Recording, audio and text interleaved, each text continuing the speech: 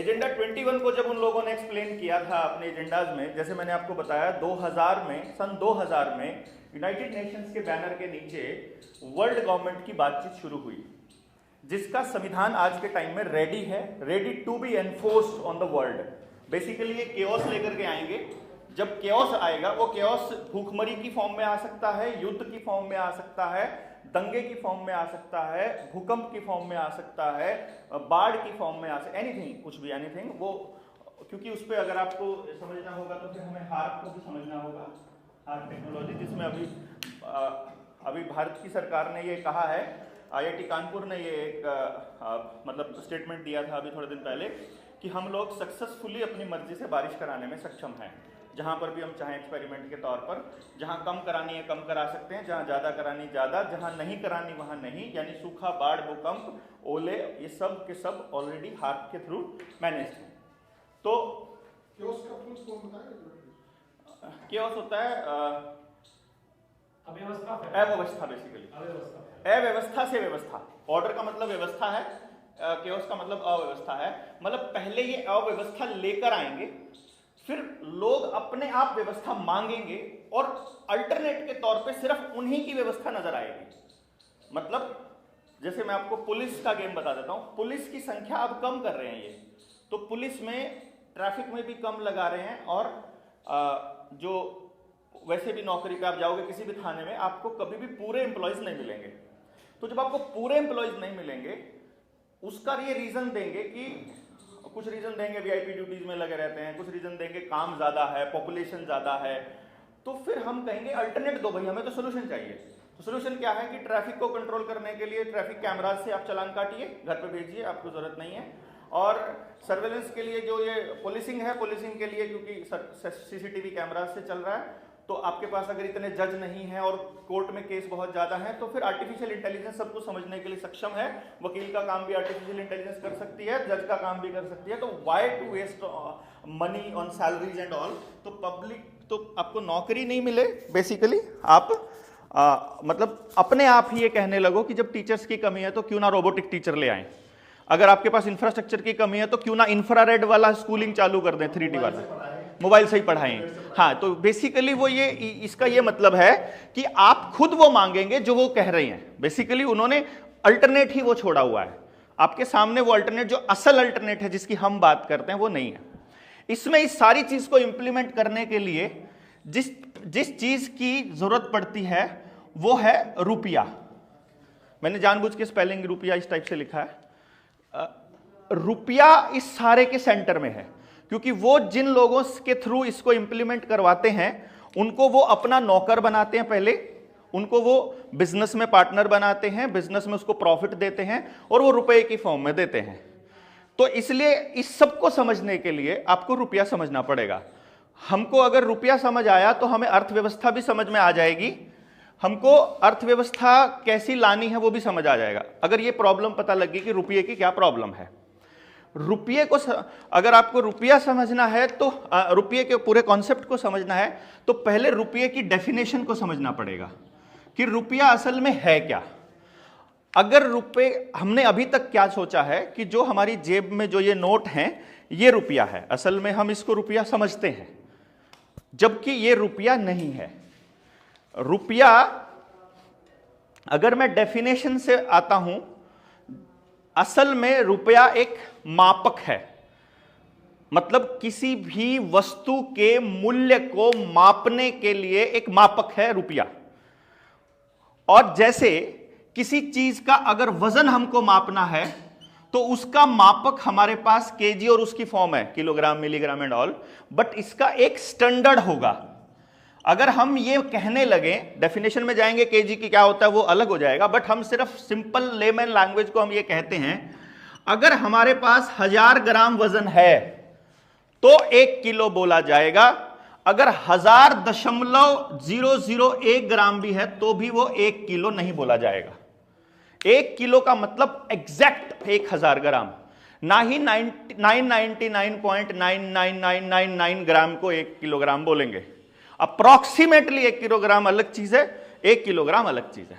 Means जब हम किसी चीज का स्टैंडर्ड तय करते हैं वो through out the world, through out the time and space fix हो जाता है। स्टैंडर्ड फिक्स होता है, यह बात ध्यान रखिएगा।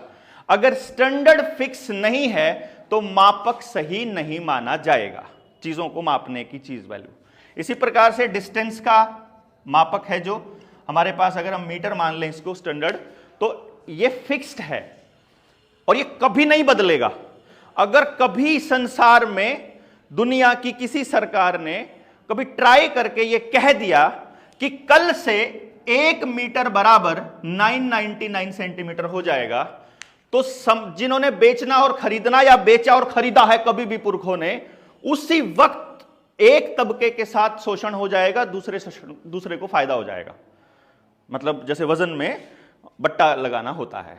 और इस हमारे समाज के अंदर जो सबसे बड़ी जो चीज हमको ध्यान रखनी है, क्योंकि ये जो सारी लड़ाई है ये सिद्धांत की लड़ाई है, इसके अलावा किसी चीज की नहीं है।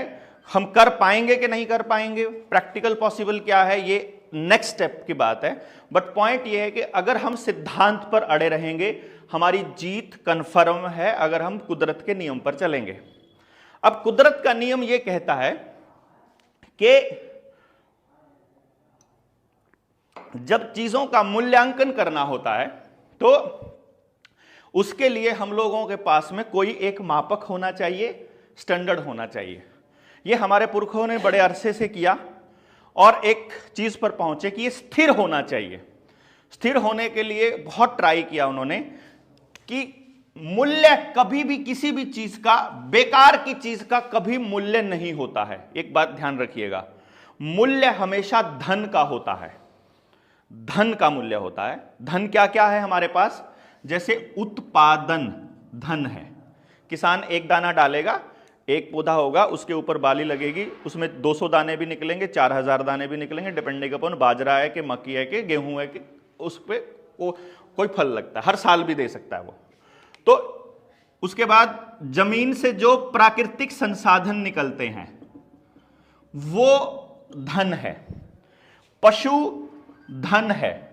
सेहत, हेल्थ इज वेल्थ, सेहत धन है, क्योंकि ये ऊर्जा है, बेसिकली ऊर्जा ही धन है।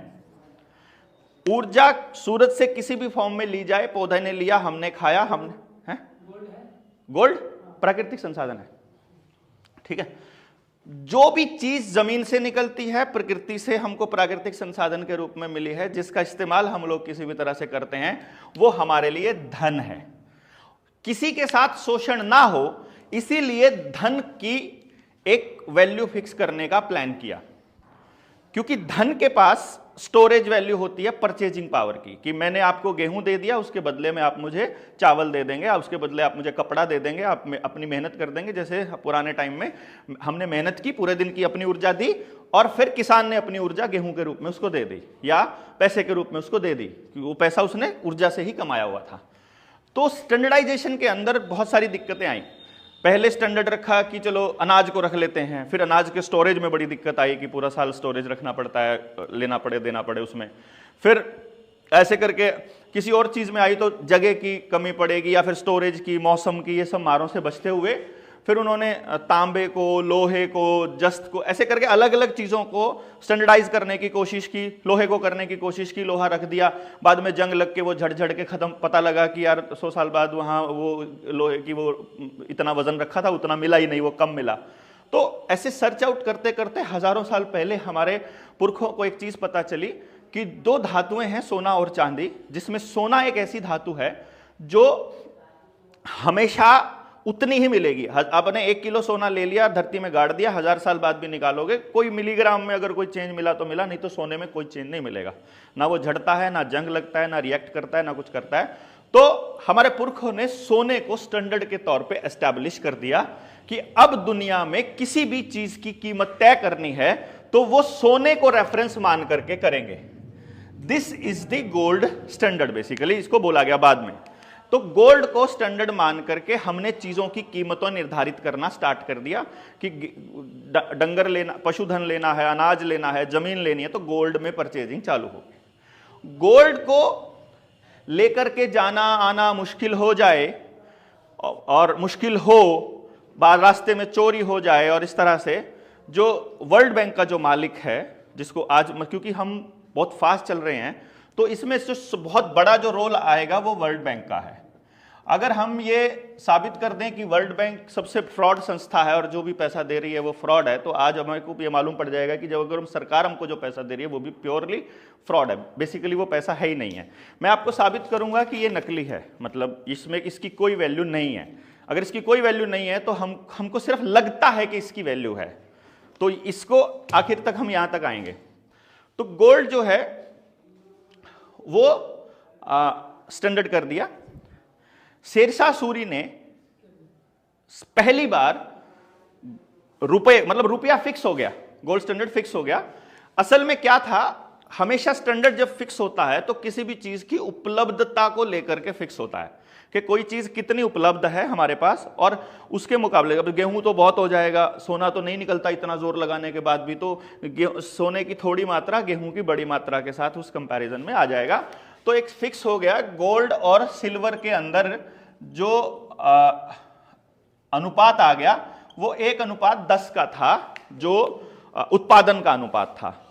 तो शेरशाह सूरी ने पहली बार इस पूरे स्टैंडर्ड को, जो कि सिर्फ जबानी चलता था और माना हुआ था पूरी दुनिया ने, उसको पहली बार लिखित रूप दिया शेरशाह सूरी ने अपनी 15वीं शताब्दी में, जब वो उसका राजा 15वीं की 14वीं जो भी शताब्दी में उसका आया, तो उसने दिया। और गोल्ड का 1 तोला मतलब 1 तोले का कितना वजन होता है जी? नहीं, 11.664 ग्राम। सुनार जब लिखता है 60,000 रुपए, तोला नहीं लिखता है, 60,000 रुपए प्रति 10 ग्राम लिखता है, कभी भी तोला नहीं लिखेगा। तोले का वजन 11.664 ग्राम होता है, 11 ग्राम 664 मिलीग्राम। तो अगर 1 तोला सोना है उसके बदले 10 तोला चांदी मिलती थी। तो लास्ट जो सिक्का बना, चांदी का सिक्का 1 रुपए का बना, और 10 सिक्कों का यानी 10 रुपए का 1 तोला सोना, यह स्टैंडर्ड तय हो गया शेरशाह सूरी के दौर में। और ये सब ने मान लिया, पूरी दुनिया ने, इंक्लूडिंग इंडिया। अंग्रेज भारत में आए उसके बाद में अंग्रेजों ने देखा कि इस देश के लोग सिद्धांत को कभी नहीं छोड़ते हैं, सिद्धांत को मानने वाले लोग हैं, तो इनके सिद्धांत के साथ छेड़खानी करेंगे तो गड़बड़ हो जाएगी। तो लिखित रूप में आने के लिए ये जो जितनी भी चीजें होंगी ये हमेशा अंडर टेबल या धीरे धीरे या इतनी स्लो होगी कि जंग लगने की तरह हमें पता ही नहीं चलेगा कि हमारा जो सामान है वो खत्म हो रहा है। तो हमें कभी भी मालूम नहीं पड़ेगा कि ये किया जा रहा है, हमको ऐसा लगेगा जैसे ये अपने आप हो रहा है। तो उन्होंने क्या किया, स्टैंडर्ड को एज इट इज रुपए का कानून के रूप में, पेपर करेंसी एक्ट के रूप में बनाना शुरू कर दिया। ये अंग्रेज जैसे ही आए ना, 1860 में आईपीसी आया था, अगर आपको मालूम हो ना, 1857 की क्रांति के बाद 1860 में आईपीसी आया, 1861 में पुलिस है, नहीं 60 में आईपीसी आया, 61 में पुलिस कानून आया। अच्छा, उसके बाद रिजर्व बैंक आया, 1934 में रिजर्व बैंक आया। उससे पहले पेपर करेंसी को छापने के, सिक्के के नियम के, अधिनियम के, कोइनेज एक्ट उन्होंने पहले से ही बनाने स्टार्ट कर दिए थे। और जो पेपर करेंसी एक्ट बनाए थे 1882 से पहले जितने भी बनाए थे, उसमें उन्होंने बिल्कुल सेम स्टैंडर्ड को ही मेंटेन करके रखा हुआ था। 1882 में किसी संस्था ने, किसी उनके ऑर्गेनाइजेशन ने ये डिसाइड किया कि सोने की अवेलेबिलिटी के हिसाब से इस स्टैंडर्ड को मेंटेन करना बड़ा मुश्किल हो जाएगा, तो हम ऐसा करते हैं कि रुपए की वैल्यू थोड़ी सी बदल देते हैं। असल में रुपया स्टैंडर्ड होता है, तो उन्होंने इस तरह से गेम खेला। यहां तक 1882 के पेपर करेंसी एक्ट की बात कर रहा हूं मैं। पेपर करेंसी एक्ट से पहले एक मोहर में 10 रुपए होते थे, 10 रुपए की एक मोहर होती है। एंड ये बात आपको आज ध्यान देनी है, रिसर्च करनी है और पता करना है। और मैं आपको ये कन्विक्शन के साथ बता रहा हूं, आज भी ये पेपर करेंसी एक्ट 1882 इनेक्टेड है, आज भी। आप बाद में आप नोट कर लीजिए, नोट करते रहिए। तो मैं ये जो पॉइंट है ये इसलिए बता रहा हूं, ये पॉइंट मैंने जानबूझ के स्टॉप करके फोर्स इसलिए किया कि ये जब मैं आखिरी में जब मैं इसको फर्जी कहूंगा तो ये शब्द ये लाइन काम आएगी कि आज भी ये काम में है, कैसे काम में है और इससे कैसे लूट होती है, पूरे संसाधन कैसे लूटे जाते हैं, इसको समझिएगा।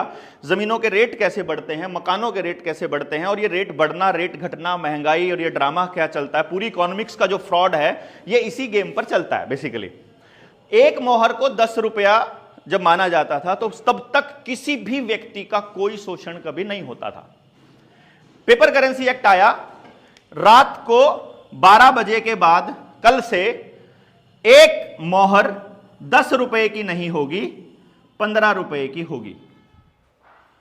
मोहर क्या होती है मैं आपको बता दूं, 1 तोला सोना की एक मोहर होती थी, और रुपया जो होता था 1 तोला चांदी का रुपया होता था। ये ध्यान दीजिएगा, इस वक्त 1882 में रुपए का मतलब था 1 तोला चांदी, मोहर का मतलब था 1 तोला सोना। सोने की मोहर होती थी, प्योर 24 कैरेट सोने की, और इधर भी प्योर चांदी। अब इसको समझना क्या है जरूरी, इंपॉर्टेंट क्या है कि क्योंकि सोने और चांदी की उपलब्धता भी 1:10 में है और उसका मूल्य भी 1:10 में है, तो यहां पर 1:10 में मोहर और रुपए को तोलने में कोई गड़बड़ नहीं थी। बट जैसे ही एक मोहर 15 रुपए की आ गई, यहां से मैं आपको एक गेम प्लान को समझाता हूं कि इसको ब्रॉड में पूरे देश के लिए समझिए कि कैसे गेम हुआ। मेरे पास घर में मैंने मेहनत की, मैंने अनाज, गेहूं, डंगर बेच के, क्योंकि 1 रुपया बहुत बड़ी चीज होती थी उस टाइम पर, मैं ये मान के चलता हूं कि मैंने मेहनत करके, मेरे दादा ने, मेरे बाप ने, मैंने मेहनत करके 300 रुपए कमा के अपने घर में रखे हुए हैं, 300 रुपए की फॉर्म में, 1-1 रुपए के 300 रुपए।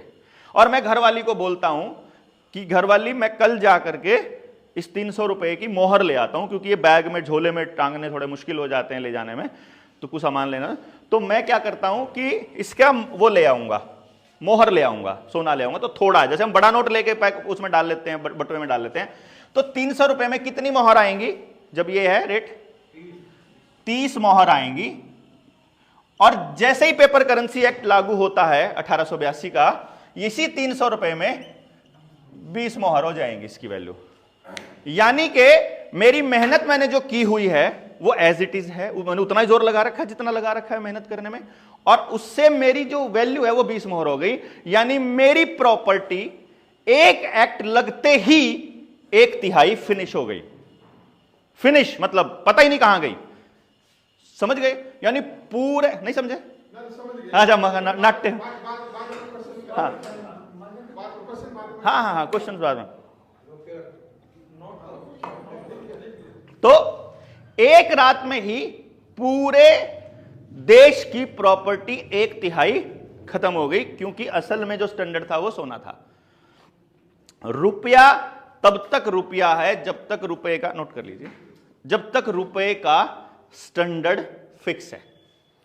अब इस तरह से आते आते आने वाले वक्त में इन्होंने सोचा कि अभी इससे काम नहीं बना है, अभी भी देश के अंदर बहुत गोल्ड पड़ा है, और सिर्फ गोल्ड नहीं पड़ा है, जमीन बहुत बड़ा मतलब धन है, बहुत बड़ा धन है, क्योंकि सारी चीजें ये जमीन से ही निकलती हैं। तो सबसे बड़ा धन जमीन ही है। असल में उनको जमीन भी लेनी है, आपका उत्पादन पे भी कंट्रोल करना है। जो न्यू वर्ल्ड ऑर्डर है, दैट्स अ टोटल कंट्रोल। एक ऐसी सोसाइटी, डिस्टोपियन सोसाइटी जो उन्होंने अज्यूम की है कि दुनिया की सारी आबादी जिसको हम पैसा देते हैं, यानी ये कह रहा है जिसको हम पैसा देते हैं तो वो हमारे हिसाब से क्यों नहीं चलती है, तो let us make an arrangement कि सारी दुनिया हम पर निर्भर हो और हमारे हिसाब से चले। मतलब total control plus total dependent, उन्हीं के ऊपर डिपेंडेंट, और आपस में सेल्फ सस्टेन्ड कुछ भी ना हो, सारा कुछ उधर से ही सप्लाई हो। उनकी पाइपलाइन से आ रहा है तो आपको मिले, उनकी पाइपलाइन से नहीं आ रहा है तो आपको नहीं मिले। ये उनका न्यू वर्ल्ड ऑर्डर है, जिसको मतलब एक लाइन में अगर एक्सप्लेन करना हो तो यहां से यहां तक आना है उनको, बेसिकली यहां से यहां तक, और इट्स अ लॉन्ग प्रोसेस। ये पेपल बुल से स्टार्ट होगी। अगर मैं न्यू वर्ल्ड ऑर्डर को अगर कहूंगा ना, जब वर्ल्ड वॉर चल रहा था, वर्ल्ड वॉर फर्स्ट चल रहा था, उससे पहले के नेताओं के बयान सुनोगे तो वो वही बयान होंगे जो आज के वर्ल्ड वॉर की स्थिति बन रही है, उससे पहले के हर नेता बोल रहा है। ट्रंप भी यही बोल रहा था, बाइडन भी यही बोल रहा था, चाइना भी यही बोल रहा है, जर्मनी भी यही बोल रहा है, रशिया भी यही बोल रहा है कि पेंडेमिक के बाद आने वाले टाइम में एक न्यू वर्ल्ड ऑर्डर आ रहा है। अगर आप सर्च करेंगे गूगल पे, यूट्यूब पे, प्रधानमंत्री ने न्यू वर्ल्ड ऑर्डर पे क्या क्या बोला है, संसद में, लाल किले की प्राचीर से, लगभग अपने भाषणों में 4-5 जगह उसने बोला है कि न्यू वर्ल्ड ऑर्डर आ रहा है, और ये नौकरियों के केस में क्या होने वाला है वो सब अपनी भाषणों में बता चुका है। तो यहां से क्या होता है कि जब ये पेपर करेंसी एक्ट के बाद में चलता है, ये मैं इसलिए बता रहा हूं, ये आज भी इनेक्टेड इसलिए है, मैं आपको बताऊं, अगर किसी के घर में इनकम टैक्स का छापा पड़ जाता है, कैसे हमारी वैल्यू जीरो की जाती है इसको समझिएगा। अगर आज किसी के घर में छापा पड़ जाए इनकम टैक्स का और गलती से उसके बाप दादाओं की प्रॉपर्टी में कहीं मोहर मिल जाए, मोहर मतलब 1 तोला सोने की है वो, लेकिन उस पर लिखा होता है A1 मोहर इंडिया, इंडिया की मोहर, तो इनकम टैक्स वाले जब प्रॉपर्टी की लिस्ट बनाते हैं कि भाई इतना किलो चांदी, इतना किलो सोना, इतने रुपए कैश, और जब ये लिखा जाएगा, मोहर को लिखा जाएगा, मान लो 10 मोहर मिल गई तो उसमें लिखा जाएगा 150 रुपीज। कभी भी वो मोहर नहीं लिखते हैं क्योंकि असल में वो 15 रुपए ही हैं। ये भारत की सरकार आज भी मानती है। कोई इनकम टैक्स का आदमी, उससे आप कंफर्म जरूर करिएगा।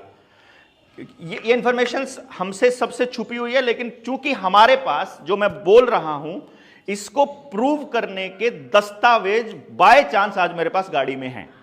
मतलब किसी भी भाई को देखने होंगे जो भी मैं आज बोल रहा हूं, वो दस्तावेज ऐसे नहीं है कि कहीं से भी उठा के लाया हूं या किसी किताब से कॉपी कर लिया हूं या जो भी है। भारत सरकार, अपना प्राइम मिनिस्टर ऑफिस या अपनी फाइनेंस मिनिस्ट्री या आरबीआई ने सर्टिफाइड कॉपी दी हुई है, तो वो है मेरे पास। मतलब मैं जो बात कर रहा हूं, सो इट्स नॉट है ना ना ना ना सिल्वर लिखा जाएगा ना गोल्ड लिखा जाएगा, कुछ नहीं, सिर्फ 15 रुपए, सिर्फ 150 रुपया लिखा जाएगा। हाँ हाँ बिल्कुल एग्जैक्टली।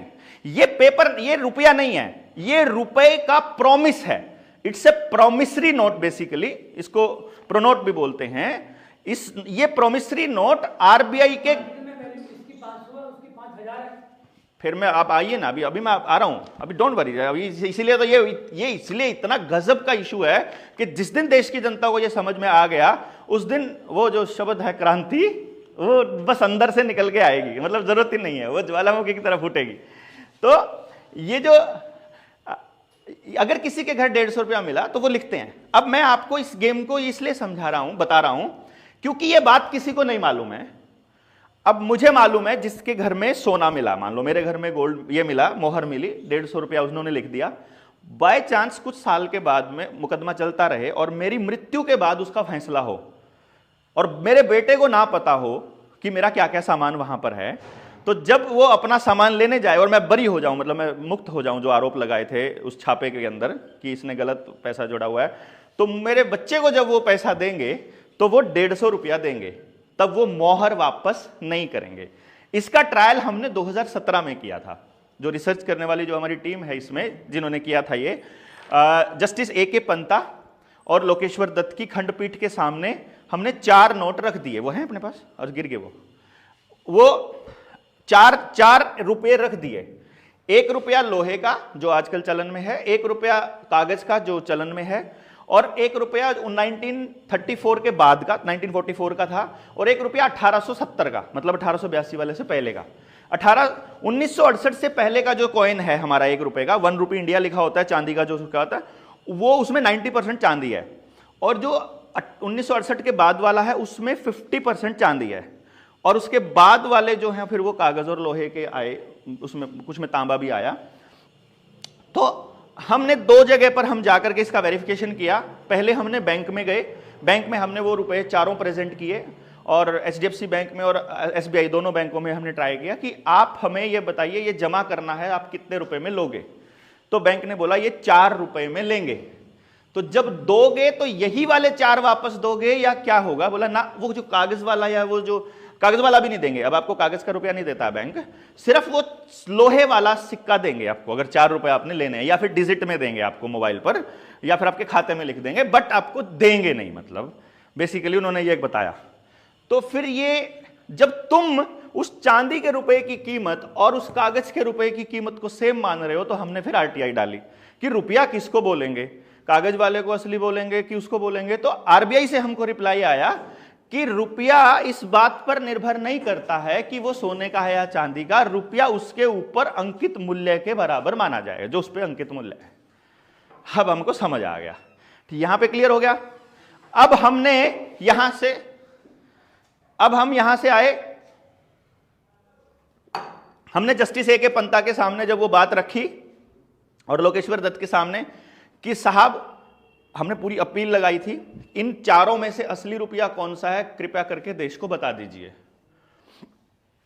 तो जी वहां से खंडपीठ से एक ही बात आई पूरी बहस के बाद में कि आप जो कह रहे हैं, वर्मा जी जो ये काम कर रहे थे वो वर्मा जी हैं हमारे, आप जो कह रहे हैं आप 100% सही बोल रहे हैं, बट एसएलपी इज डिसमिस्ड।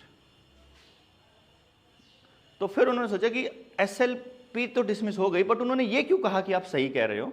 तो बाद में चैम्बर में बुलाया अलग से कि जी आप करते क्या हो, पहले ये बताओ, ये गेम प्लान आपको समझ में कैसे आया, और आप ये जो लेकर आए हो ये असल में बड़ा खेल है, इसमें उलझने से पहले दस्तावेज इकट्ठे कर लो। आपके पास कोई पेपर नहीं है, मैं अभी के अभी लिख देता कौन सा रुपया असली है कौन सा नकली है। तो फिर पेपर इकट्ठे करने शुरू किए। पुणे की आर्काइव है, दिल्ली में आर्काइव है आरबीआई की आर्काइव से जाकर के रिसर्च डॉक्यूमेंट इकट्ठे किए, उनसे सर्टिफाइड कॉपी ली, सीआईसी में बहस तक गए। उन्होंने मतलब इतनी गलत जवाब दिए हुए हैं, हमारे पास वो सारे के सारे दस्तावेज अवेलेबल हैं। मतलब फिर आखिर में बहस, यानी एक एक आरटीआई पे 4-4 साल 3-3 साल की लड़ाई लड़के फाइनली उनसे लिखवा कर लाए कि जो हम बोल रहे हैं वो गलत है कि सही है, पहले इसको बताओ आप। अभी इसी पे आते हैं फिर से कि ये हो गया।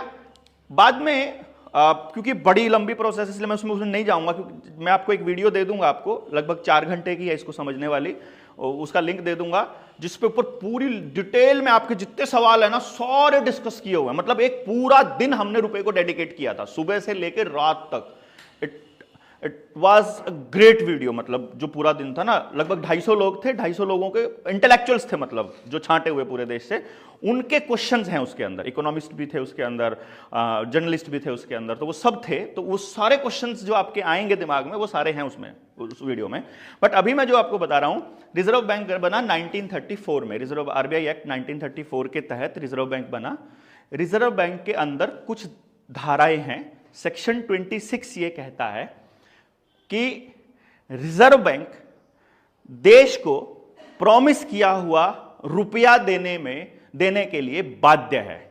यानी जो गवर्नर का जो ये आता है प्रॉमिसरी नोट आता है, अगर गवर्नर प्रॉमिस कर दे तो ये रुपया देने के लिए बाध्य है। इस पर लिखा हुआ है गवर्नर के साइन होकर के कि मैं धारक को 500 रुपए अदा करने का वचन देता हूं। Basically this is a promise. Promise is equivalent to the affidavit, and affidavit governor का ये देश की जनता के नाम पे है। इसी तरह से आरबीआई का रिप्लाई अपने पास पड़ा हुआ है। हमने पूछा क्या ये एफिडेविट यही है शुरू से या बदला गया है। एफिडेविट नहीं बदल सकते आप, अपना भी नहीं बदल सकते, किसी को दिया हुआ, किसी और का तो छोड़ो, कोमा भी नहीं चेंज कर सकते, कोमा और फुल स्टॉप भी नहीं बदल सकते। तो मेरा फोन निकाल के देना। उस आरबीआई एक्ट के अंदर जो पहला जो वो आए थे, नोट बने थे, जिसको हुंडी हम, मतलब हुंडी तो पहले बोलते थे, उसमें हम जो बैंक नोट बोलते थे। एक बात आपको ध्यान रखनी है, हमेशा हम सबको ध्यान रखनी है, मतलब वो ये है कि एक होता है करेंसी नोट, एक होता है बैंक नोट। मालूम है इस बात का? नहीं मालूम है? जो भारत सरकार छापती है वो करेंसी नोट है, और भारत सरकार केवल 1 रुपए का नोट छापती है। अगर आप 1 रुपए का नोट देखोगे, उसके ऊपर लिखा होता है सिर्फ एक ही चीज, भारत सरकार, बस कुछ नहीं लिखा होता। 1 रुपया भारत सरकार, इसके अलावा कुछ नहीं। जो बाकी के नोट हैं 2 रुपए से ऊपर का, जो आपको ऑनलाइन जो रुपया दिया जा रहा है, ई रुपया जिसको कहते हैं, वो डिजिटल मनी, वो 2 रुपए से स्टार्ट हो रहा है, उसमें 1 रुपया नहीं है, वो भारत का नहीं है। ये बात ध्यान रखिएगा, वो भारत का नहीं है, वो रिजर्व बैंक का है। और रिजर्व बैंक क्या है, अगर इसको आपने देखना हो तो बेंगलोर हाई कोर्ट का, मद्रास हाई कोर्ट का 2019 का फैसला सर्च कर लीजिएगा, आपको पूरी खबरें मिलेंगी, जिसमें मद्रास हाई कोर्ट ने यह मेंशन किया है कि RBI employees and bank employees are not government employees basically. तो वो गवर्नमेंट नहीं है, वो गवर्नमेंट की संस्था नहीं है, गवर्नमेंट के हिसाब से काम करती है वो अलग बात है, बट उसके सारे फैसले आरबीआई का सेंट्रल बोर्ड ऑफ डायरेक्टर्स करता है। And central board of directors में बैठे हैं नंदन नीलकेणी, रतन टाटा, आनंद महिंद्रा काइंड ऑफ लोग। ये 3 तो नाम है पता, बाकियों का आप सेंट्रल बोर्ड ऑफ डायरेक्टर्स को निकालोगे तो आपको पता चल जाएगा। इस बीच में आपको एक चीज छोटी सी दिखाना चाहूंगा, वो है ये नोट जो आप सबने अपने जीवन में देखा है, ये वाला नोट। ये आपसे पहले नोट आता था, ये मैं आपको ग्रुप में भेज दूंगा, ये वाला नोट आपने देखा है, सबने देखा है, ये 10 रुपए का नोट, ठीक है? वो मेरा व्हाट्सएप क्रैक हो गया था, कल आज भेज दूंगा, अभी चालू हो गया दोबारा। अरे नहीं आज दे दूंगा। इस 10 रुपए के नोट के ऊपर आप देखोगे जो गवर्नर का एफिडेविट है, इसको स्टडी करोगे, इस पर लिखा हुआ है I promise to pay the bearer on demand the sum of 10 rupees at any office of issue. ये चीज एनी ऑफिस ऑफ इशू यानी धारक के मांगे जाने पर किसी भी बैंक से जाकर मैं अपना रुपया ले सकता हूं। रुपया क्या? रुपया स्टैंडर्ड। स्टैंडर्ड क्या? स्टैंडर्ड ये जो आज भी मानक है, 15 रुपए बराबर 1 मोहर। This is the standard, this is the official document जो हमारे पास है। अब हमने इसकी टेस्टिंग भी करी है। इसका मतलब यह हुआ कि जिसने भी ये नोट 1968 के बाद बदला है, पुराने नोट वो लेते चले गए जो हमारे बाप दादा ने कमाए, जिसके बदले में वो गोल्ड रखा था। याद हो अगर आपको, हमारे पुरखे कहते थे कि जितना सोना आरबीआई के पास होता है उतना ही नोट छाप सकते हैं, ऐसा कुछ बोला करते थे, ये मैंने भी सुना है। लेकिन वो कितना सोना होता है ये किसी ने आज तक खुलासा नहीं किया, ना इसको किसी इकोनॉमिक्स में पढ़ाया जाता, ना इसमें किसी कॉलेज यूनिवर्सिटी में कभी भी रुपए के ऊपर डिस्कशंस नहीं हो, कभी भी नहीं हुआ, अलाउड ही नहीं है, ना बैंकिंग वाले को ना इकोनॉमिक्स वाले को, किसी को भी। तो रुपया नहीं पढ़ाया जाता, इसलिए हमारी अगली जनरेशन को रुपए के बारे में, हाँ उस टाइम पे बताया,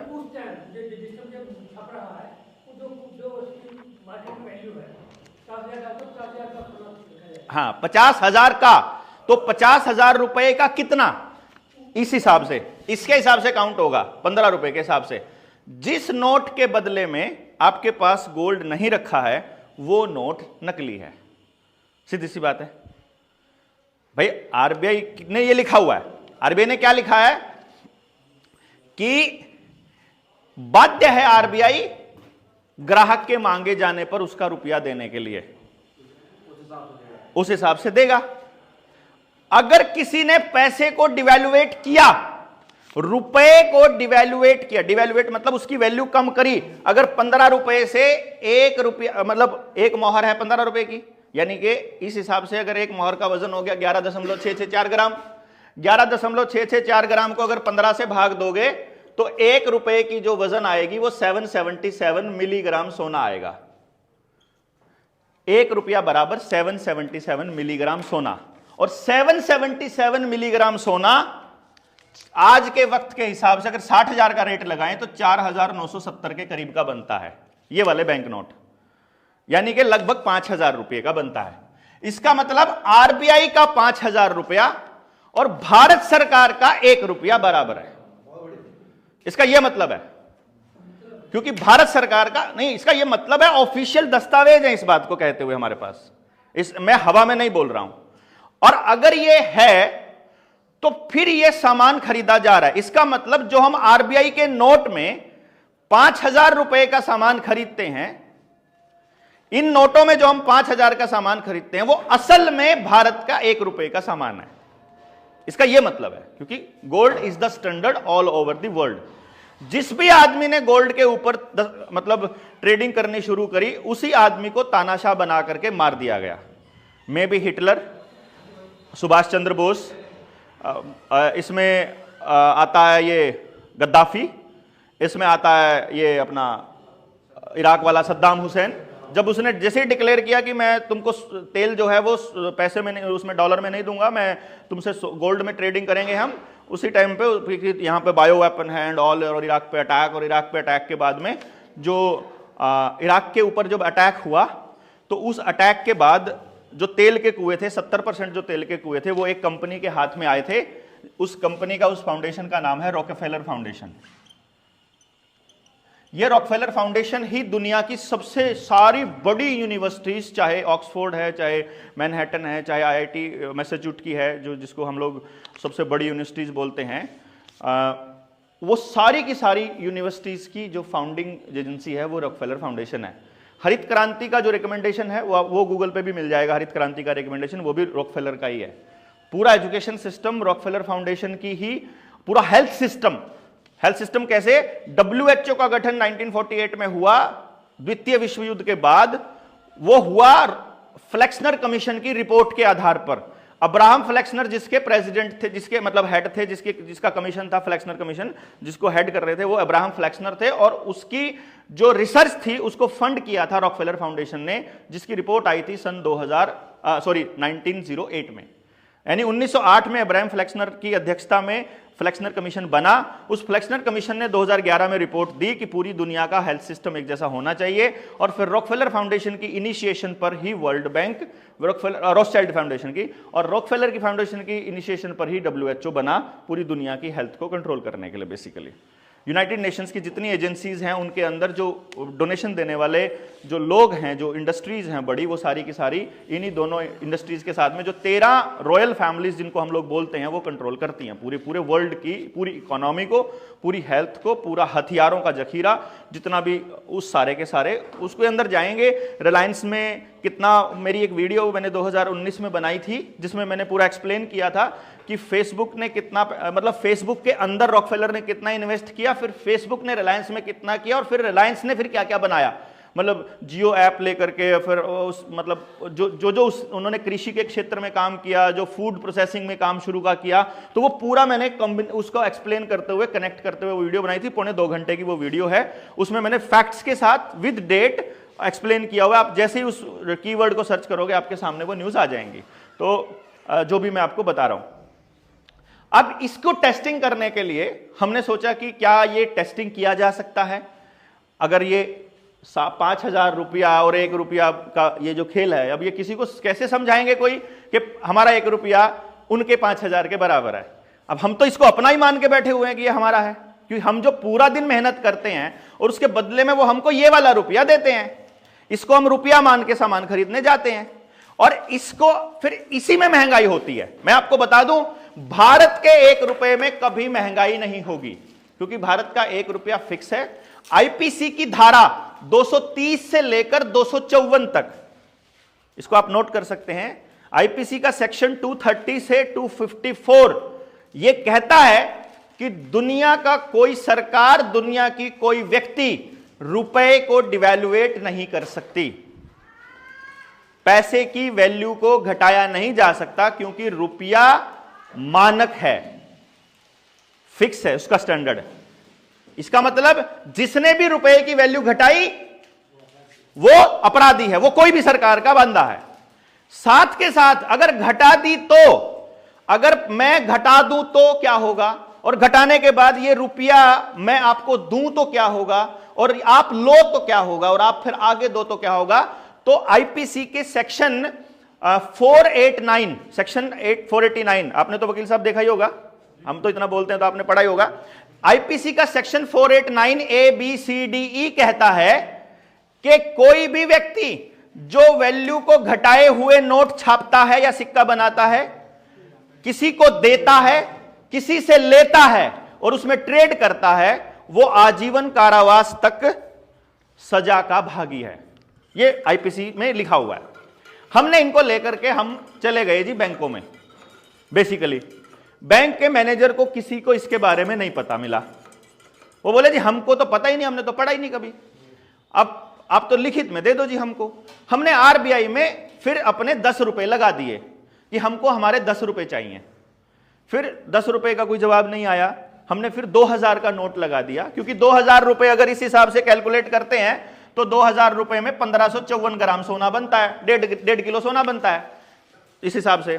तो मैंने आरबीआई में हमने लगभग 200-250 आवेदन लगाए हुए हैं, जिसमें आरबीआई को हमने ये लिखा इशूइंग ब्रांच को कि जी हमारे पास ये 2000 का नोट है या ये 500-500 के 4 नोट हैं, हमें इसके बदले में बैंक नोट नहीं चाहिए, हमें इसके बदले में भारत का रुपया चाहिए, जिसको रुपया बोला जाता है, हमें इसका स्टैंडर्ड चाहिए।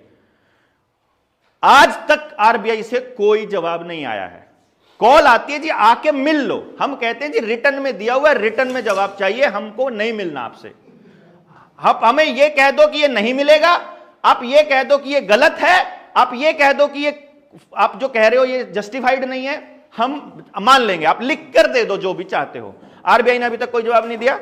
फिर हमने एक एग्जाम्पल सेट करने के लिए, फिर हमने टेस्टिंग करने के लिए ये किया, क्योंकि पहले के जो एग्जाम्पल्स थे वो हमारे पास थे, लेकिन उनका कोई कंक्लूजन नहीं था कि जनता में अगर अवेयरनेस फैलानी है तो हमें कुछ एक्सपेरिमेंट्स करके दिखाने पड़ेंगे। मेरी ही टीम का एक बंदा है सुनील, मैं और वो हम गाड़ी में इकट्ठे ट्रैवल किया करते थे उन दिनों समाज को जगाने के लिए। उसके पास लगातार फोन आ रहे थे। मैंने कहा फोन क्यों नहीं उठाता? बोला बैंक वालों के फोन है, मेरी एक किस्त 5 दिन डिले हो रखी है और उनके फोन आने शुरू हो जाते हैं। और मेरे पास ये हथियार पड़ा था। मैंने कहा अगर तू रिस्क लेता हो तो मैं तुझे पहले पूरा समझा देता हूं, तूने बैंक वालों को क्या कहना है, और अगर तुझे लगता है कि हम फाइट करने के लिए तू तैयार है तो अपने खुद पे एक्सपेरिमेंट करके देख लेते हैं। तो उसका 27 लाख के टोटल लोन थे। गाड़ी पे लोन था, एमएसएमई का लोन था और पर्सनल और कुछ उसके प्रॉपर्टी को मॉर्गेज रख के उसने लोन लिए हुए थे। तो टोटल 27 लाख रुपया उसने लोन लिया हुआ था। तो हमने जितने भी उसके लोन थे, पंजाब नेशनल बैंक को एक चिट्ठी लिखी, एक आवेदन दिया उसको। हमने उसमें लिखा कि देखो जी, हमने तुमसे 27 लाख रुपए मांगे थे, लेकिन तुमने जो 27 लाख रुपया दिया है, भारत के अंदर 2 तरह का रुपया है, एक वो जिसके पीछे गोल्ड रखा हुआ है और एक वो जिसके पीछे गोल्ड नहीं रखा हुआ है। भारत सरकार ने बिना गोल्ड के रुपया छाप दिया है। तो भारत में बिना स्टैंडर्ड का रुपया छापना कूटकरित रुपया होता है, मतलब जिसको हम डिवैल्यूएटेड रुपया बोलते हैं, वो अपराध है। आईपीसी की ये धारा कहती है और हमारा पेपर करेंसी एक्ट ये कहता है, और ये हम सबूत लगा रहे हैं। हमने उसकी कॉपी लगा के 14 पन्नों के सबूत लगा के हमने अपना आवेदन लगा दिया कि हमको ये बताओ कि आपने जो ये दिया था, ये हमको आपने लीगल मनी दिया था या इलीगल मनी दिया था। Because we must know this money is illegal money, this money is illegal money. Legal money जो इंडिया का रुपया है, जो भारत का रुपया है, उसके बराबर इसकी वैल्यू नहीं है तो ये इलीगल है, उसके बराबर है तो फिर लीगल है। इट्स अ प्रॉमिस कि इसके बदले में अगर उतना ही मिलता है फिर कोई दिक्कत नहीं है। लेकिन इस 5000 में अगर एक मिलेगा, इस 5000 में अगर 5000 रुपए मिलते हैं, फिर ये मतलब इस 500 में अगर हमको 500 मिलते हैं, फिर है ये लीगल मनी। लेकिन कहते ना लीगल टेंडर नहीं रहा। 16 नवंबर को 8 नवंबर 2016 को प्रधानमंत्री ने कहा कि ये 500 और 1000 के नोट कल से लीगल टेंडर नहीं है, रात को 12 बजे से। तो ये लीगल टेंडर है। इसे टेंडर, डॉलर पे भी टेंडर लिखा होता है बकायदा। It's a legal tender for all debts and all, जितने भी लेन देन, जितने ड्यूज हैं। अब हमने उसको बैंक को लिखा कि जी इस हिसाब से जो तुम्हारे 27 लाख रुपए बने हैं, इसका टोटल जो मैंने कैलकुलेट किया था वो लगभग 504 रुपए के करीब बनता था बराबर में हमारे, कि असल में तो हमारा जो तुमने 27 लाख रुपए में जितना सामान हमको दिया है, उस सामान की जो भारत के रुपए में वैल्यू है वो 504 रुपए है, आरबीआई का जो पैसा है। क्योंकि मैं आपको अभी तक लगभग 5 लाख रुपया दे चुका हूं, और मैंने जो आपको 5 लाख रुपया दिया है ये लीगल मनी सोच कर दिया है। मुझे नहीं मालूम था कि तुमने मेरे साथ ठगी की हुई है। तो इस 5 लाख में से ये 500 रुपए काटकर मेरा 4,99,000 जो बाकी बचता है वो लीगल मनी के रूप में मुझे वापस करो। हमने ये चिट्ठी लिख दी बैंक को।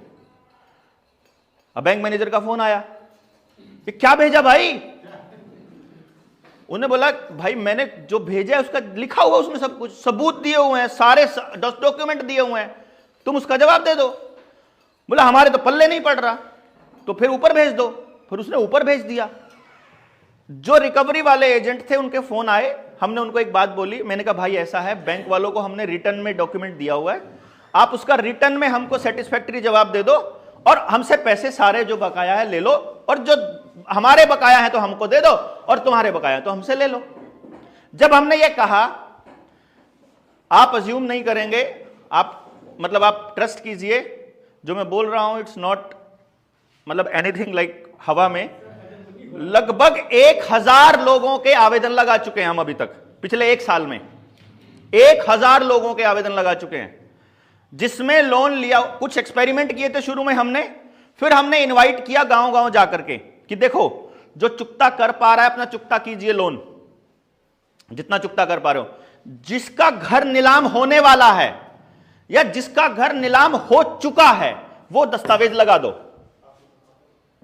आप यकीन मानिए आज तक बैंक ने एक भी आवेदन का और हमारे सवाल का जवाब नहीं दिया है जो हमने पूछा है। क्या वसूली प्रक्रिया? वसूली प्रक्रिया के लिए वसूली प्रक्रिया के लिए इन्होंने 2 गेम खेले। अगर ये जाते हैं हाई कोर्ट में या सुप्रीम कोर्ट में, तो हाई कोर्ट या सुप्रीम कोर्ट को चलना पड़ेगा लॉ ऑफ द लैंड के हिसाब से या फिर नेचुरल लॉ के हिसाब से, जस्टिस के हिसाब से। वहां पर बैंक फंसता है, तो इससे बाईपास करने के लिए उन्होंने बना दिया डेब्ट रिकवरी ट्रिब्यूनल।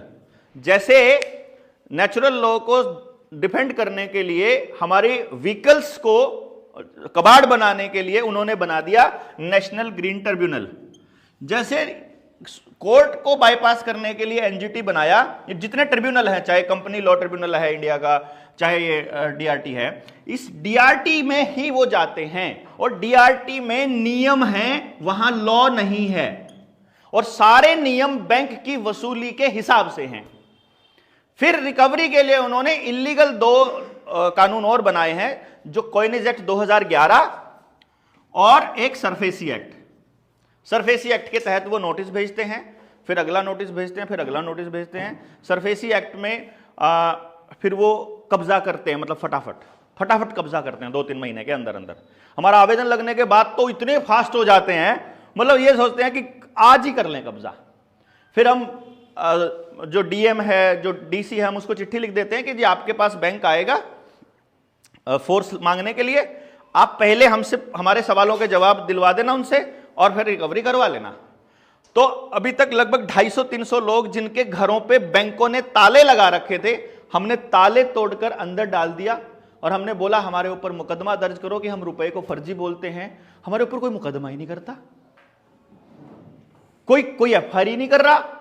हम कह रहे हैं हमारे कोई ये लाइन बोल के हमको जवाब दो। जब मतलब दुनिया जहान के आरोप उल जुलूल लगा रहे हैं, जैसे किसानों के ऊपर 307 लगा दी, एनएसए लगा दी, ऐसा करके कर रहे हैं, वो सब लगाते हैं, लेकिन ये नहीं लिखते हैं कि ये रुपए को फर्जी बोल रहे हैं।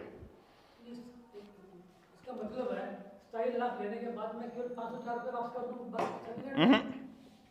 27 लाख दिए हैं तो 27 लाख दीजिए। अगर 504 के बराबर का ही सामान दिया तो 504 ही देने बनते हैं। सिद्धांत ये कहता है। जैसे कोरोना के दौर में सिद्धांत ये कहता है कि मेरा शरीर मेरी मर्जी है, उसमें कोई आदमी टच भी नहीं कर सकता, केमिकल डालना तो दूर की बात है। सिद्धांत ये कहता है। सरकार ने लीगल तरीके से कहा कि हम मोटिवेट कर रहे हैं। पब्लिक डोमेन में ministry of health and family welfare की वेबसाइट के ऊपर, हर वैक्सीन कंपनी की वेबसाइट के ऊपर वो सारे दस्तावेज डाल दिए जो पब्लिक को अवेयर करते हैं कि इसको लगवाने के बाद क्या क्या हो सकता है, सारे डाल दिए, लेकिन बताया नहीं किसी भी मीडिया की रिपोर्ट में। कानूनन कोई रूल नहीं बनाया, लेकिन अधिकारियों को यह कहा गया कि तनख्वाह नहीं निकालनी जब तक ये लोग अपना सर्टिफिकेट ना दिखा दें। और जब इसके ऊपर सुप्रीम कोर्ट में जब गए वकील जो नीलेश ओझा जी गए, तो सुप्रीम कोर्ट में सैकड़ों पन्नों का एक दस्तावेज एफिडेविट के रूप में भारत सरकार ने दिया कि हमने तो कोई लीगल बाउंडेशन रखी ही नहीं किसी के ऊपर। 306 हमने किसी के साथ जबरदस्ती, ये भारत सरकार का ऑफिशियल दस्तावेज कि किसी को साइड इफेक्ट हुए, हमें सिंपैथी है but we are not responsible. Public को सब पता था, हमने पब्लिक डोमेन में डाला हुआ था। अब हम खड़े हुए, हमने कहा ये नियम नहीं चलेगा भैया, मतलब अड़ेंगे तो अड़ेंगे।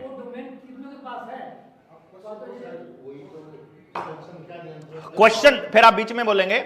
वो डोमेन किसी के पास है नहीं है, उसको पढ़ सकता है नहीं पढ़ सकता है, this is not a point.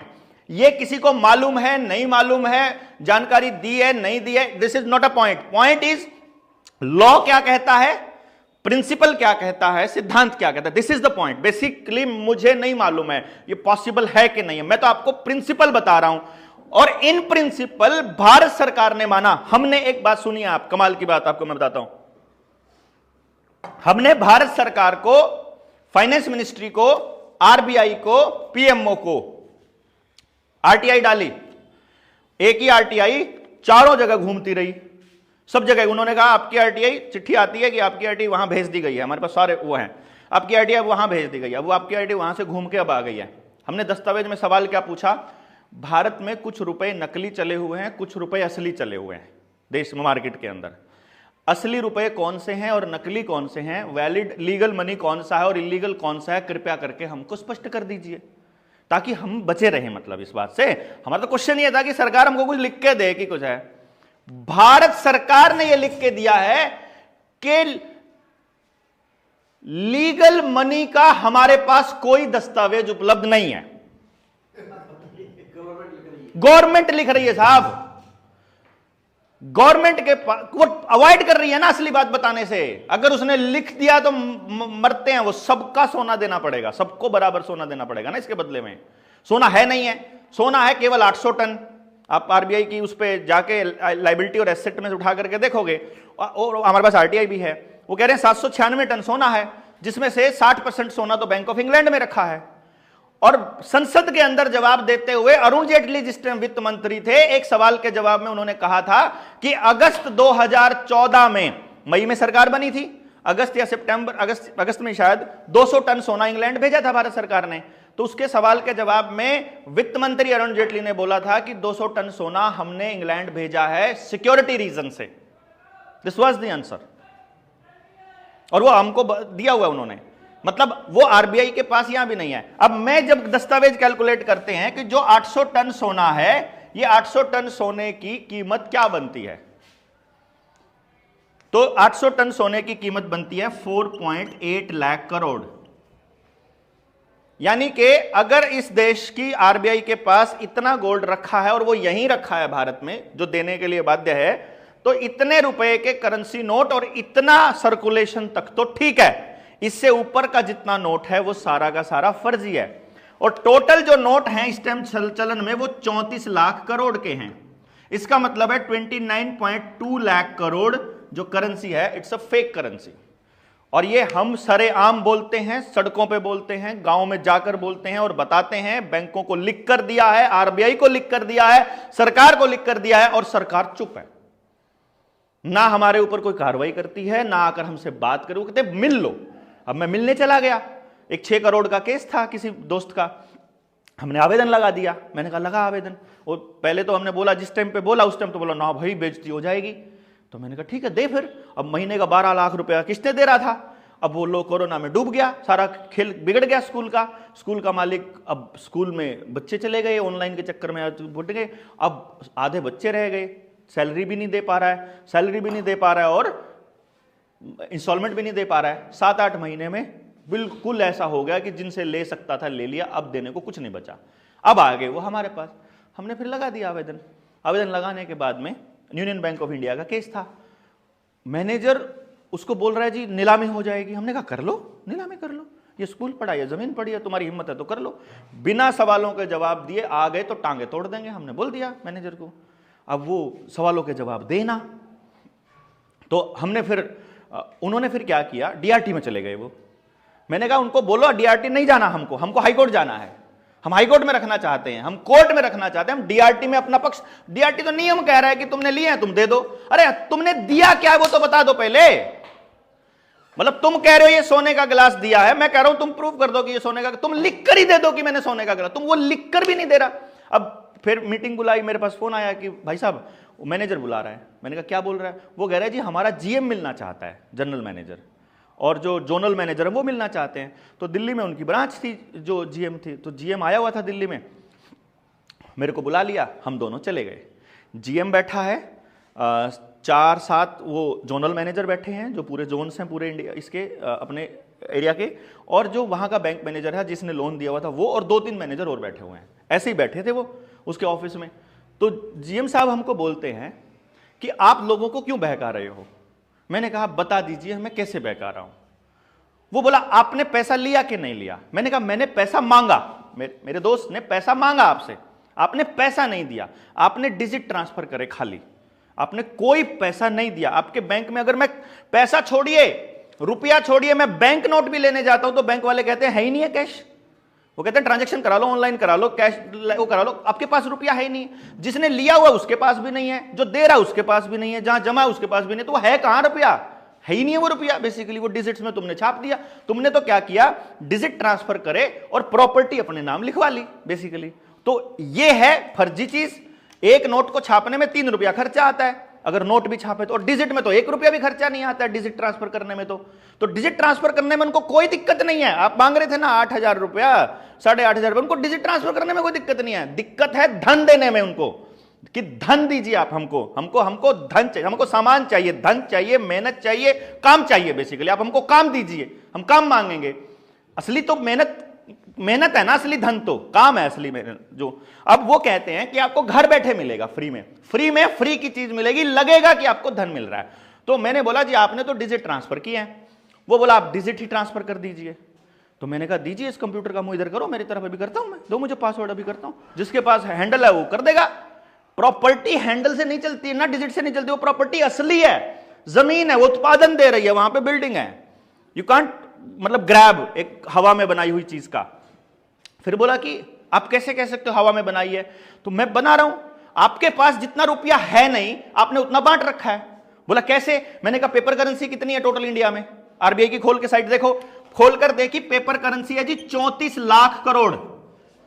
जिस दिन मैं उसके पास था वहां पर, उस दिन इस देश के अंदर, जिस दिन मैं था, जिस दिन की मैं बात बता रहा हूं, उस दिन इस देश के अंदर 156 लाख करोड़ का कर्जा था। यानी बैंकों के पास पूरे भारत में जितना रुपया है वो 34 लाख करोड़ है सिर्फ। 34 लाख करोड़, यानी सारे लोग अपनी सारा पैसा जमा करा के बैंक में जमा करा देते हैं तो 34 लाख करोड़ से ऊपर नहीं जाएगा। तो वो बाकी कहां से आया है। यानी मैंने आपको 100 रुपया दे दिया, 1 साल के लिए दे दिया, और मैंने कहा 10% ब्याज लूंगा। अगर आपके पास उससे आगे रुपया ना हो, किसी और से बाहर से अगर रुपया ना आता हो, तो आप वो 10% कहां से दोगे। वो जो 10 ब्याज है वो कहां से दोगे। अब मैं क्या खेल खेलता हूं, बैंक क्या खेल खेलता है, 100 करोड़ छाप दिया, किसानों को बांट दिया। अब ये किसान को गाड़ी के नाम पे लोन जैसा मर्जी ले लो आप, मतलब अब तो आधार कार्ड पे ले लो 10,000 का लोन, रिक्शा पे ले लो, रेडी पे ले लो 15,000 का, जिस पे मर्जी ले लो। अब लोन ले लिया, ये पहली किस्त आई मेरे पास, ये पहली किस्त आई, इसको फिर चढ़ा है, आप कुछ फिर ले लो। अब ये जितना पैसा पहली किस्त में आया इसको फिर लोन पे दे देते हैं। अब वो जो पहली किस्त में आया, किसी ने हाउस लोन लिया आप में से, हाउस लोन लिया कितने लाख का, 20 लाख। कितने साल पहले लिया था, 8 साल। आपको 8 मिनट एक्स्ट्रा दिए जाते हैं, उसमें सवाल जवाब। ठीक है। देखिए अगर आपको लगता है कि it's a wastage of time तो हम नहीं, हम नहीं होगा। जो चीज जितना टाइम लगेगा, देखिए पौधे में आप जितना मर्जी पानी डाल लो वो अपने टाइम पर बड़ा होगा। मैंने वेस्ट किया अभी तक टाइम, ठीक है मैं 8 मिनट में करता हूं खत्म। कुछ लोग तो कुछ कह रहे थे, तो मुझे आपका टॉपिक बताया, इंटरेस्टिंग टॉपिक है, मैं अच्छी तरह समझता हूं, है ना। तो मैंने क्या आते कि मैं कोई बात नहीं, मैं 8 मिनट में करता हूं। आप मेरे 1 मिनट खराब ना करो। मेरा 1 मिनट क्यों खराब कर रहे हो आप। ये आपने टेलर दिखा दिया, हाँ अब इसके ऊपर पूरा दिन लेंगे। हाँ ट्रेलर, ठीक है। तो अब हमने क्या किया कि 20 लाख का लोन लिया, 6 साल हो गए आपको। अभी बैंक में जाकर पता करना, आपका 18-19 लाख अभी भी पेंडिंग ही होगा।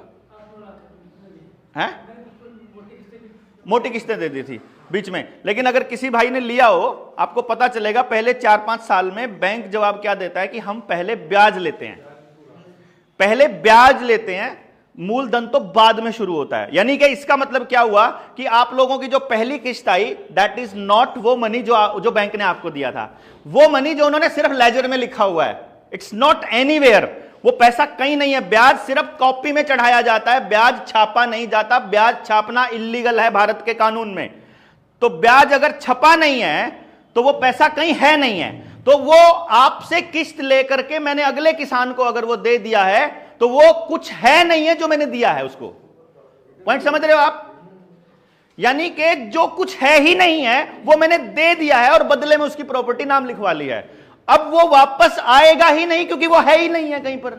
तो 134 लाख करोड़ में से 156 लाख करोड़ रुपया लोन दे रखा है, तो है 34 लाख, तो जब जमा होगा तो सिर्फ 34 ही होगा। इसका मतलब 122 लाख करोड़ की प्रॉपर्टी जब्त होना तय है। और ये 6 महीने पहले की बात बता रहा हूं, आज के टाइम पर 205 लाख करोड़ का हो चुका है ये लोन, और करेंसी उतनी है।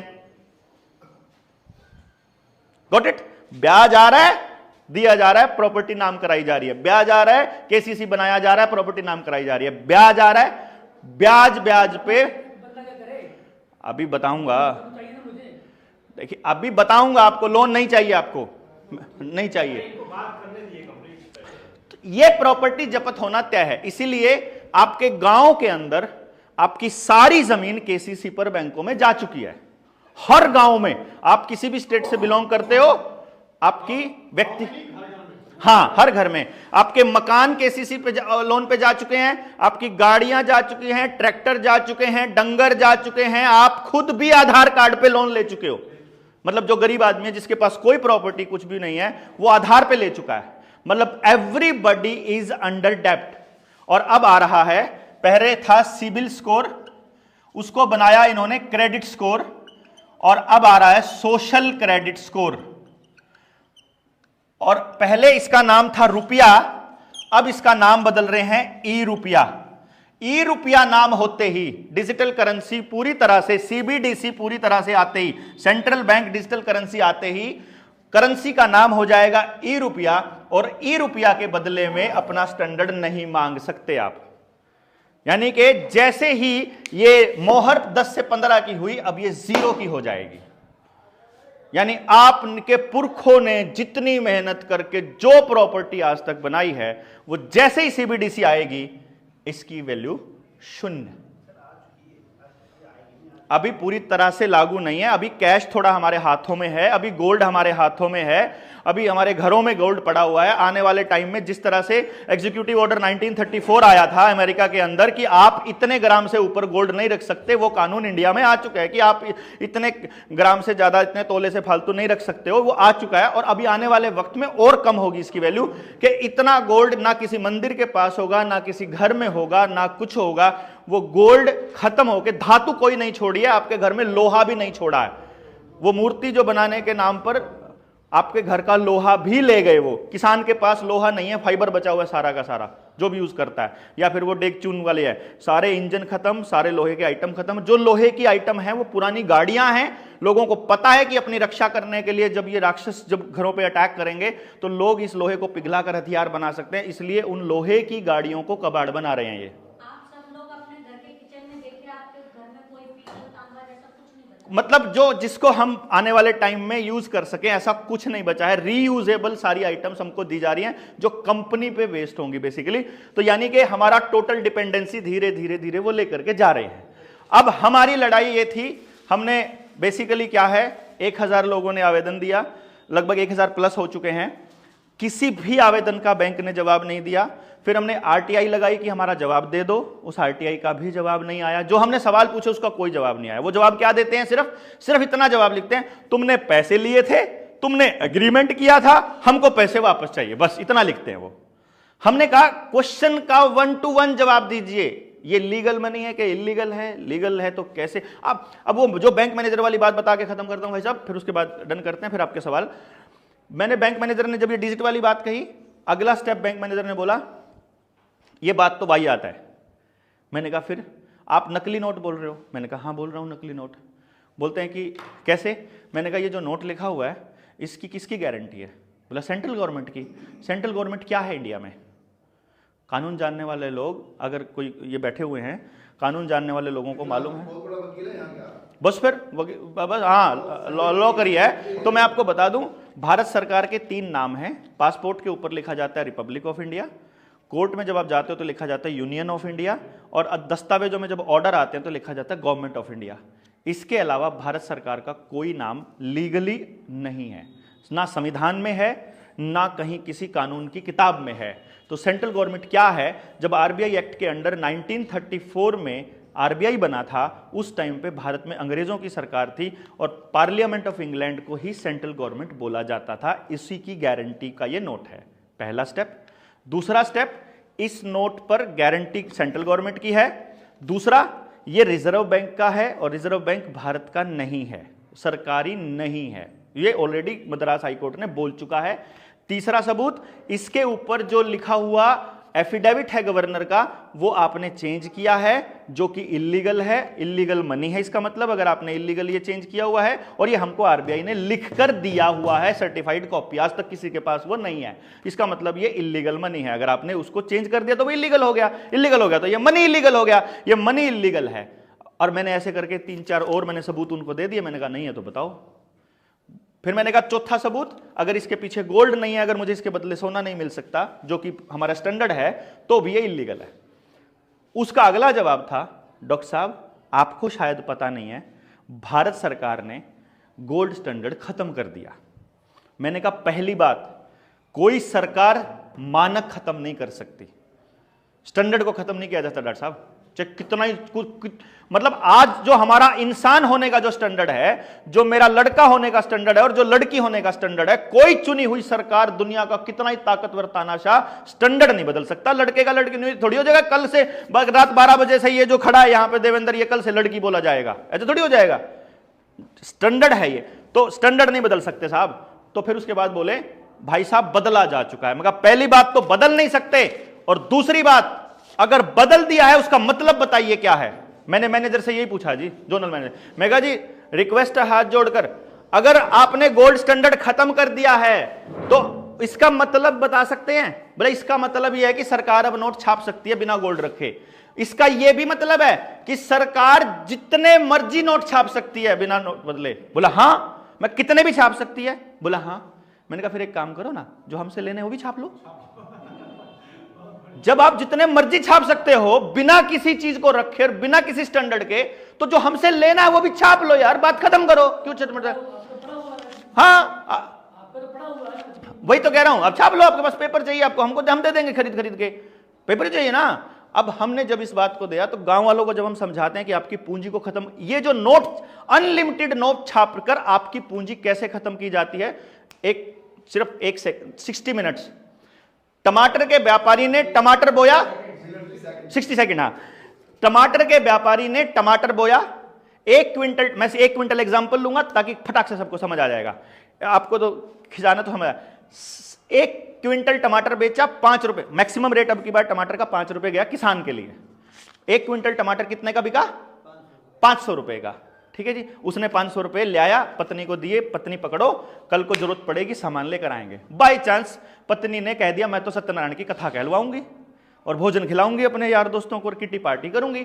हलवाई बुला लिया, हलवाई ने उसमें लिख दिया कि जी, अब क्या हुआ कि नोट छाप लिए सरकार ने, छाप के अडानी को ट्रांसफर कर दिए, 1 लाख करोड़ रुपया जाओ लोन ले लो। उसने 1 लाख करोड़ से जितना टमाटर मार्केट में था वो सारा साइलोज में पहुंचा दिया, साइलोज में जमा हो गया। तब तक मार्केट में रेट बढ़ गए, मैक्सिमम टमाटर आप लोगों ने 250 रुपए तक खरीदा है अब की बार, ठीक है। अब जिस टाइम पे 250 रुपए रेट है, उस टाइम पे उसके किसान के घर में शादी हो जाए या कोई काम हो जाए और हलवाई कहीं टमाटर ले आना पड़ेगा, उसी 500 रुपए में कितना आएगा जी? 2 किलो। 100 किलो टमाटर का 2 किलो हो गया। हाँ, ये डिवैल्यूएटेड रुपए को करने का ये वैल्यू है। तो आप लोग जब गेहूं, आप लोग कुछ भी खरीदोगे, कुछ भी खरीदोगे, कपड़ा खरीदोगे, सामान खरीदोगे, हर चीज में, हर खरीद में आपका शोषण होगा अगर बिना मर्जी का, बिना स्टैंडर्ड का रुपया छाप दिया जाएगा, और हर व्यक्ति का होगा। एवरीबडी विल बी एक्सप्लॉइटेड है। हाँ, जीव, हर प्रकृति के हर जीव का होगा। तो दिस इज ऑल। इससे आपको अगर समझ में आया, हमने प्रैक्टिकल किया है, सरकार हार चुकी है। हम अगले महीने में या इस महीने का एंड में, तो मैं वहां हूं कलकत्ता, अगले महीने की 15 तारीख से पहले हम लोग लगभग 10 से 15 हाई कोर्ट में ये सरफेसी एक्ट और इस पेपर करेंसी कॉइनेज एक्ट 2011 को चैलेंज कर रहे हैं कि इलीगल है। हमारे पास वो दस्तावेज है कि ये इलीगल है। मैं आपको ये बता रहा हूं, सरकार ने, जिसने भी कॉइनेज एक्ट पास किया है वो जेल जाएगा, पार्लियामेंट का आदमी, वो मेंबर जेल जाएगा। अगर जो हाई कोर्ट ने सुन लिया, पर सुनेगी नहीं हमें पता है, इसलिए हम वो फोर्स तैयार कर रहे थे, लोग तैयार कर रहे थे कि अगर हमारे पास लोग हैं जो खड़े हो जाएं कि लो मैं आ गया, मेरा केस तो केस सुनो, बस सिर्फ हम इतना चाहते हैं कि केस सुन ले बस सुप्रीम कोर्ट। तो हाई कोर्ट में रिजेक्ट होगा, उसके बाद हम सुप्रीम कोर्ट में मूव करेंगे। सुप्रीम कोर्ट ने अगर हमारी प्ली कैंसिल कर दी, रिलीज कर दी, तो we are going to reject supreme court. ये हमारा आखिरी फैसला है। अगर तुम हमारी बात नहीं सुनते, we don't agree with you, simply, that's all. सवाल?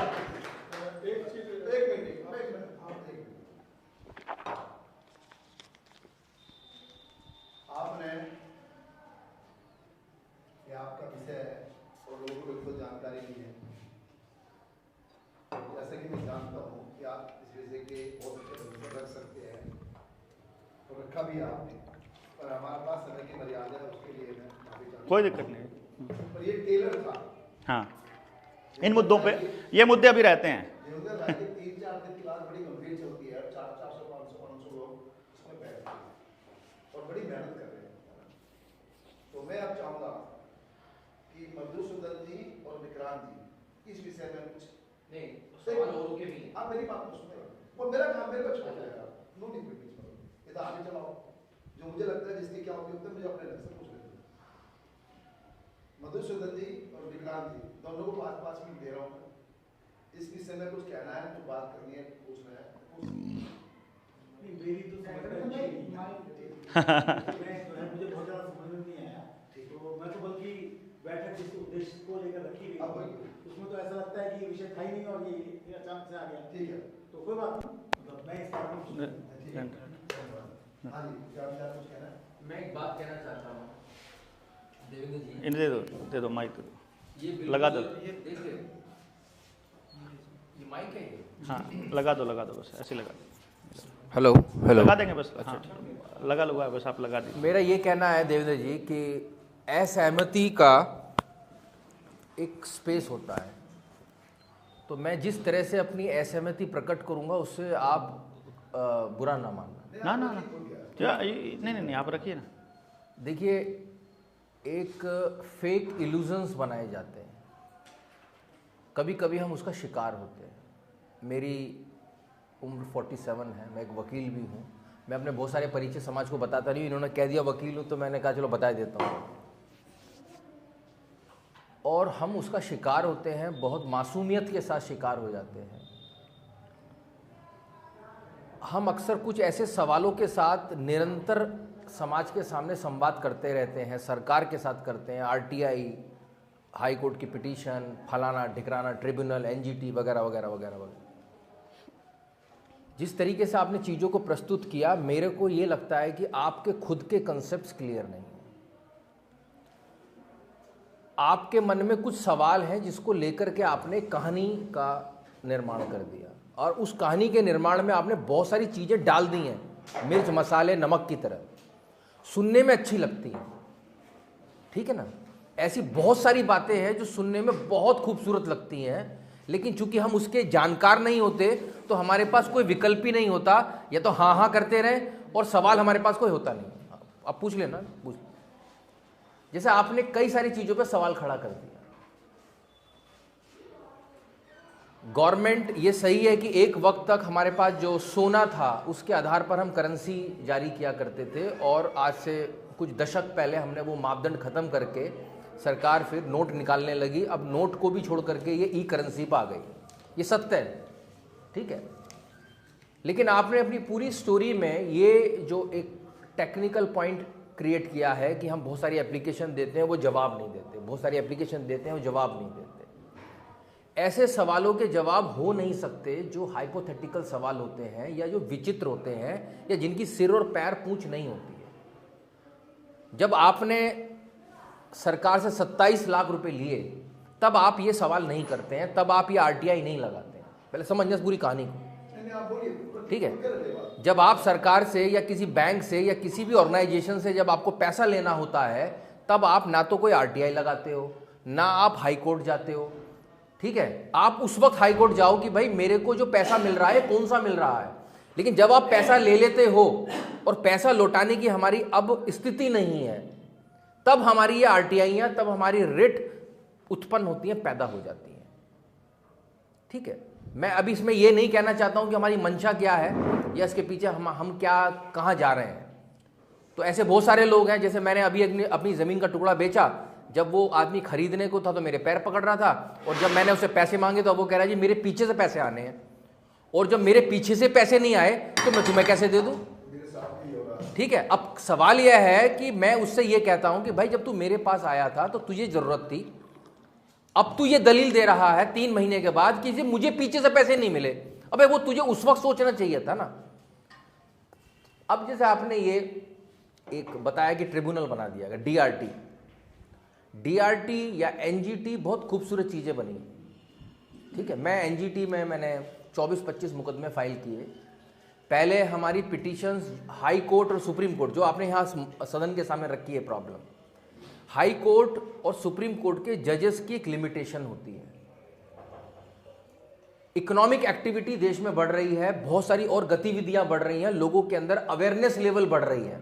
हो सकता है आने वाले समय में कुत्ते के ऊपर भी, एक कुत्ता काट लेता है, कुत्ता सोसाइटियों में भौंकते हैं और कुत्ते को लेकर के राइट होते हैं, इसको लेकर के भी ट्रिब्यूनल बन जाए। क्योंकि जैसे जैसे हमारी अवेयरनेस, जैसे जैसे हमारे राइट्स बढ़ेंगे, वैसे वैसे सरकार को उसके समाधान के लिए व्यवस्थाएं क्रिएट करनी पड़ेगी। तो नेशनल ग्रीन ट्रिब्यूनल का 2013 में निर्माण हुआ था, क्योंकि एनवायरमेंट क्राइसिस, एनवायरमेंट अवेयरनेस आई, सुप्रीम कोर्ट के पास लोग पहुंचने लगे। सुप्रीम कोर्ट ने कहा कि हमारे पास पहले से ही पेंडेंसी बहुत ज्यादा है, तो सरकार एक ट्रिब्यूनल बना दे। ऐसी डीआरटी, अब देश के अंदर जब इकोनॉमी आपने खोल दी, जो journal agreement trade and transport हुआ, आपने इकोनॉमी को खोल दिया, यहां लोग पैसा ले रहे हैं, लोन ले रहे हैं, कर्जा ले रहे हैं, बहुत सारी बातें हैं। तो अब वो इश्यूज कहां जाए, वो समस्याएं कहां जाए, तो हमने डीआरटी बना दी। तो इस तरीके से नॉट ओनली डीआरटी, एक सेंट्रल एडमिनिस्ट्रेटिव ट्रिब्यूनल भी है, जो सेंट्रल गवर्नमेंट के एम्प्लॉइज को प्रोटेक्ट करने के लिए है। फिर उसी की तर्ज पर एक स्टेट एडमिनिस्ट्रेटिव ट्रिब्यूनल बनाई गई है। क्वेश्चन क्या है? क्वेश्चन ये है, अब देखो इसमें क्वेश्चन ये बता, इसमें ये मेरा क्वेश्चन सिर्फ इतना है देवेंद्र जी, क्वेश्चन कि आपने एक इल्यूजन क्रिएट कर दिया हम लोगों के सामने, और उस इल्यूजन में आपने इतना सारा मटेरियल भर लिया है कि हम पूरी हम सवाल नहीं आया। कौन सा सवाल क्या? नहीं, मुझे सवाल करना नहीं है। नहीं। हाँ चलो ठीक है, बस मैंने आपसे इतना कह दिया कि उसका इसलिए है, मैं आपको बता रहा हूं। देखिए, एक मिनट, एक सेकंड, हम 60 सेकंड्स तो हम देंगे, मतलब उसको पॉइंट को बोलने के लिए। देखिए, मैं आपको बता रहा हूं, इल्यूजन आपको इसलिए लग रहा है कि क्योंकि समय की कमी, और मैंने बताया था कि टॉपिक बड़ा है, और एनजीटी वाले पॉइंट पे मैं आपको पहले ही बता रहा हूं कि वो व्यवस्था ही ऐसी बनाएंगे, हम खुद ही मांगेंगे कि तुम एनजीटी बना दो। एनजीटी में जो बैठा हुआ उसको जज क्यों नहीं बना सकते उतना ही, उसी पे जज, उसकी जज की पावर दे देंगे, लेकिन उसके अलग नियम बनेंगे। कानून के हिसाब से चलो ना, प्राकृतिक नियम के हिसाब से उसको पावर दे ना, कि प्राकृतिक नियम के हिसाब से ही चलेगा। तीसरी बात, जो आपने कहा 27 लाख लेने से पहले आपने उससे सवाल नहीं पूछा, हम 15 साल से पूछ रहे हैं। जब उनके जवाब आ चुके हैं और वो कह चुके हैं कि हम फ्रॉड हैं, मैंने आपको बताया, आप वकील हैं, दस्तावेज पढ़े हुए हैं, एक लाइन को भी जो अगर आप विद जितना भी मटेरियल मैंने बोला है उसकी एक लाइन भी आपको गलत लगती है, वो लाइन बताइए। उस लाइन पर भारत सरकार का क्या स्टैंड है, मैं आपको उनकी सर्टिफाइड कॉपी दिखाऊंगा कि भारत सरकार का यह स्टैंड है कि जो मैंने बोला है दस्तावेजी रूप से 100% सही है। चाहे आप मोहर की बात ले लीजिए, चाहे आप स्टैंडर्ड की बात ले लीजिए, चाहे आप रुपए की बात ले लीजिए, चाहे रिजर्व बैंक की बात लीजिए, चाहे बैंक नोट की बात लीजिए, चाहे करेंसी नोट की बात लीजिए, चाहे ई रुपया की बात लीजिए, ये सारे के सारे की गोल्ड है कि नहीं है छाप ले, ये सारी की सारी चीजें दस्तावेजी रूप में उपलब्ध हैं।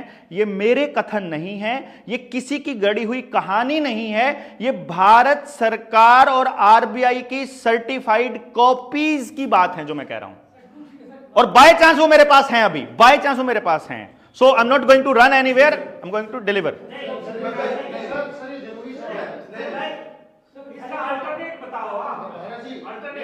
अल्टरनेट भी देंगे आपको, अल्टरनेट भी सब कुछ एक ही टाइम में चाहिए है, इतने में इतना ही मिलेगा।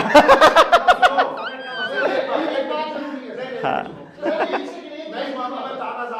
नहीं, देखो देखो, देखिए देखिए, मेरी बात सुनो पहले, मैं कह रहा हूं, एक मिनट। अब जिनको लगता है देवेंद्र भाई ने अपने केरल रख दिया है ना, एक मिनट रुको भाई ना, कुछ नहीं सवाल तो नहीं सर, नहीं अरे पहले सुन तो लो। अरे सचिन सचिन सुन तो लो पहले एक बारी क्या कह रहे हैं। पहले सुन तो लो उनकी बात यार। हाँ ये अव्यवस्था के साथ मैं नहीं चल सकता। हाँ देवेंद्र भाई ने एक अपना, और मैं मानता हूँ कि इसलिए मैंने समय जाने दिया रविंद्र कि मैंने पूरी ईमानदारी से पूरी मेहनत करी उसके पीछे, ऐसे हवा में बात नहीं कर रहे। उन्होंने अपना एक टेलर रख दिया, रख दे बस आगे रख दे। एक बात रख दी है ना। अब जिसको इंटरेस्ट है, आज ही कोई क्रांति नहीं हो रही, आज ही कोई परिवर्तन नहीं हो रहा। जिसको इंटरेस्ट है अगली बार 3-4 दिन का सेशन यहाँ भी रख सकते हो, कहीं और भी जा सकते हो। 28, 29, 30 को पिंजौर में वही हम कह रहे हैं। हाँ। विस्तार से एक विषय में बात कीजिए, समझिए, है ना। और ये तो अनंत है, जितनी समझ, मैं बहुत दिन से हूं पर मैं आज तक नहीं समझ पाया, मैं इससे बात भी नहीं करता सुबह किसी से भी। तो क्योंकि गंभीर विषय है, गहरा विषय है, उनकी मेहनत है, मुझे मालूम है कैसे कैसे कई लोग लग के मेहनत की, उस सबको जानता हूं मैं, है ना। तो ये विषय बड़ा गंभीर है, उन्होंने अपनी बात रख दी। आज के पूरे जो चल रही दुनिया का षड्यंत्र है ना, उसमें एक ये कहानी है, पर और बहुत सी बातें हैं, और भी मित्र आए हैं, खाली देवेंद्र की बात सुनने नहीं आए या ना देवेंद्र की मीटिंग रखी थी यार, तो दूसरों मित्रों की बात भी अब होनी चाहिए। और हमारे पास समय बहुत कम रह गया, मैं ऐसा मानता हूँ, इसलिए मैं माफ़ी के साथ किसी को भी समय ना देता हुआ इस बात को यहाँ पर ना एक सेकंड भी ना बनी तो ना बनी तो दोबारा होगा। नहीं अभी किसी को तो देंगे, अभी करेंगे सेशन शुरू। अब अलग चलेगी ना बात।